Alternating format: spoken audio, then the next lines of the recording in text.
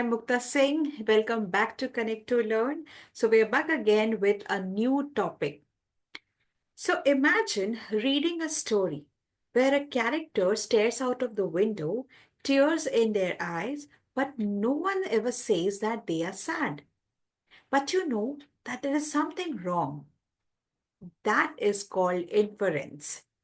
So it's all about picking up on the clues that the authors leave behind and figuring out what's really happening, even if it's not directly written.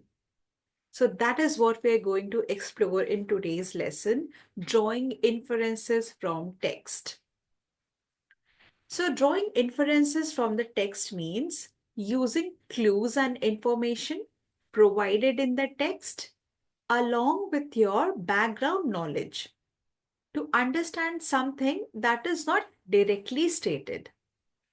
So it involves reading between the lines to figure out the hidden meaning, the emotions, or the conclusions. Let me give you another example. If a story describes a character who is shivering and wrapping themselves in a blanket, so we can infer that the weather is cold. All right, the character is feeling cold, even if the text doesn't explicitly say so. So let's dive deep into our lesson, and for that, I'm going to share my screen with you. So let's begin our lesson drawing inferences from a text. So the question before us is, why is drawing inferences important? Now, suppose when you're reading a book, but you feel like that there is more to it than what is written. That is the beauty of drawing inferences. So now let's see why and how they are important. So the first point here is deeper understanding. So it helps the readers gain a richer, more complete understanding of the text beyond the surface details. For example, when we are watching a movie, the movie doesn't spell out everything, but we still understand that what is happening. So same happens with the text. So drawing inferences help us to unfold the layers, and it also helps us to improve the understanding of the text. Next point is critical thinking. So inferences encourages analytical thinking by requiring the readers to connect ideas and assess information. So here things get interesting. It's like joining the pieces of a puzzle and finally solving it. So what we are doing, we are joining the different clues by the author, and then we are trying to get the clear picture of what exactly we are reading. All right. And in return, it improves our critical thinking. It helps to sharpen our thinking process. All right. So the next point is engagement with text. So it makes reading more interactive, encouraging readers to stay engaged and curious. So let's be honest. Reading sometimes gets boring if we are just skimming. But if we're trying to draw inferences, it hooks us. It keeps us glued to what we're reading. All right, because we feel like that we are the detectives and we are trying to solve what is not clearly stated here. The next point is improved comprehension. So many texts, especially in literature, nonfiction, and persuasive writing, rely on implied meaning. So inferences help grasp the full message. So it is the secret weapon that fills up the gaps. Sometimes when we read something, it seems to be confusing.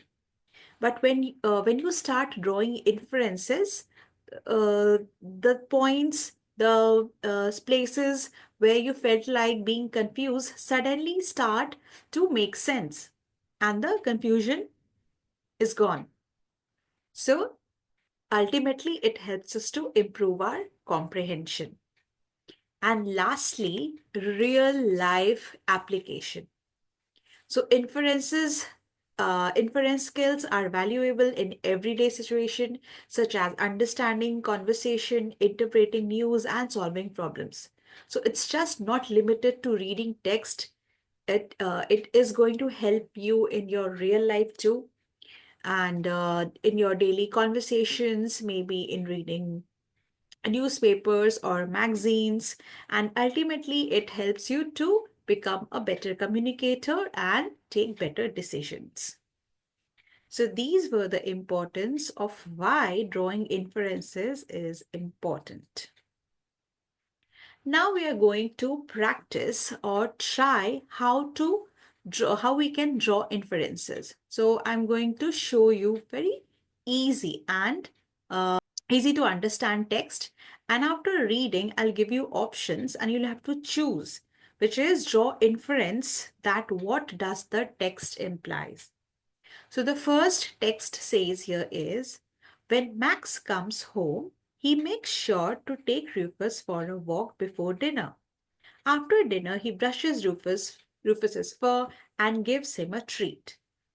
Now here we don't know that what is being talked about here. Okay, that who is Rufus. Now the options are Rufus is Max's little brother, Rufus is Max's dog. So based on the information that we got from the text, it's clearly understood that Rufus's fur gives him a treat. So it is Max's dog. Next one. Margot went to the store to buy a new bat and glove for sports practice. He had to make sure that the glove fit properly around his hand before buying it. Now let's see the options and pick up the correct inference. So the options are Marco plays baseball, Marco plays basketball. So what are the hints here? So he went to the store to buy a new bat and glove for sports practice. Okay, to make sure glove fits properly. So in what sport do we need to use gloves? Is it basketball? No, it's baseball. So the correct answer is Marco plays baseball. All right, next one. Alice and Annie are in the same grade, wear matching clothes, and both take ballet classes. They are together most of the time.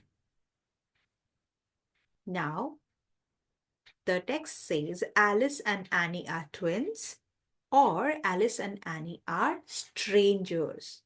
So by reading the text, by reading the details, it's clearly understood that Alice and Annie are twins.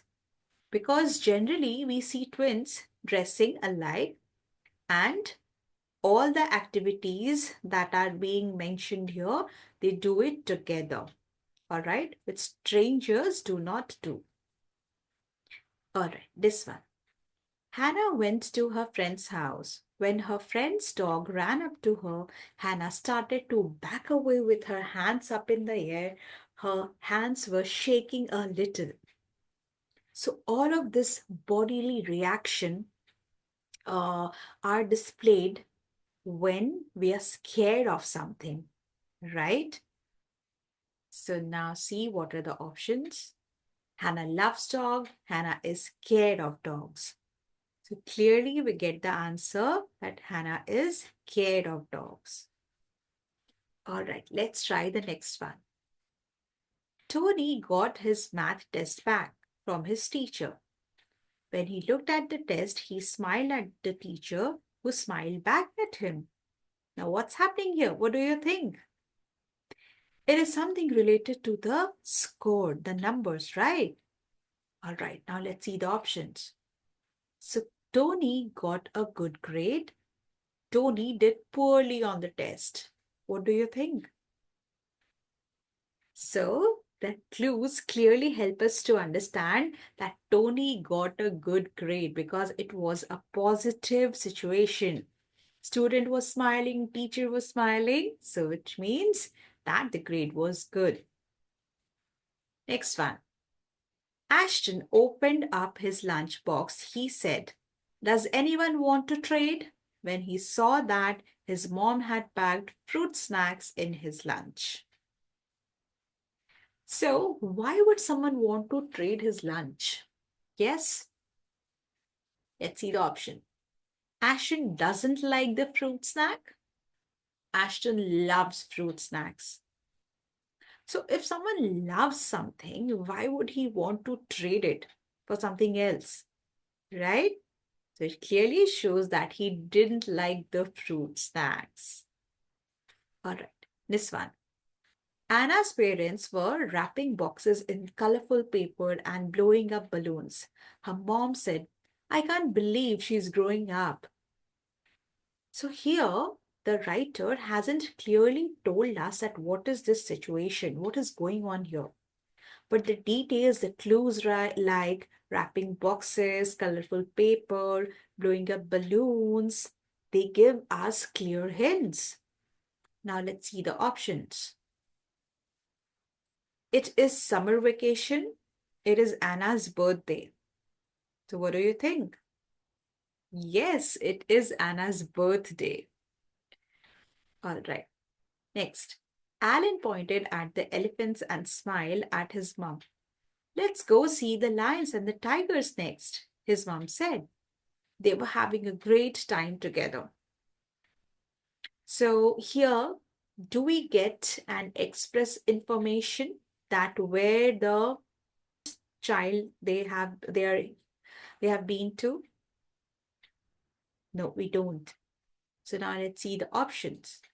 They are at the aquarium, they are at the zoo. So yes, we clearly get the hint that they are at the zoo because at the aquarium we do not get to see lions, tigers, and elephants. So that was all. Great job trying to guess, trying to draw inferences. So it's really very easy. You just need to pick up the clues. You just need to be careful of what you're reading. Maybe the details are not expressly mentioned, but if you are a little more careful and try to uncover the hidden layer, the hidden meaning, you will be able to understand the text in a better and clearer way. So that was all for today. We'll meet in another lesson with a new topic. Till then, keep learning, keep practicing. Bye bye.